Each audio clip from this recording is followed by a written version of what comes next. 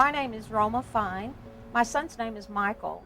My son Michael has spastic quadriplegic cerebral palsy. The reason that I originally applied for community care is because as my age has progressed, it has become increasingly difficult for me to care for Mike entirely, and some things have become impossible and other things unsafe. I've been in the healthcare field since 1985, so 20 plus years. I like being in the field more.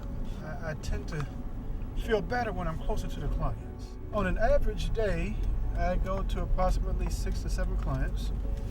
In my particular position, I start cases, so I do initial assessments. So most of the people I see, I'm seeing them for the very first time. So I never know really what I'm going to walk into. There are really 4 links in the chain of Mike's health care. There's myself and Mike and my husband and the attendant. And if any one of those links are gone, then the chain is broken and we can't function.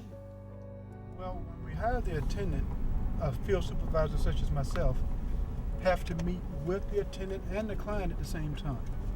And we go through all of the tasks with the client and the attendant, both of them being present. And when we do that, we're able to let them know what things to look out for, what's an emergency and what's not an emergency. We also let them know exactly what tasks they can help the clients with. That way, there won't be any conflict. Mike wants to live at home with us because he needs our emotional support in order to get through his life and be happy and stay healthy. And it just wouldn't be cost effective to the government either if he were not living at home. When I get older, I want to stay in my home.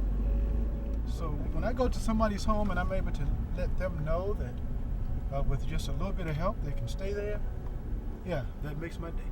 But there are millions of people in this world that do not have the support system that Mike has. They don't have somebody who's aware and articulate to advocate for them. And so the system needs to be simplified so that those people can navigate it without having to worry about whether they're going to miss out on what their needs are and getting their needs taken care of. It's much more than just going in and cleaning their house and being their companion.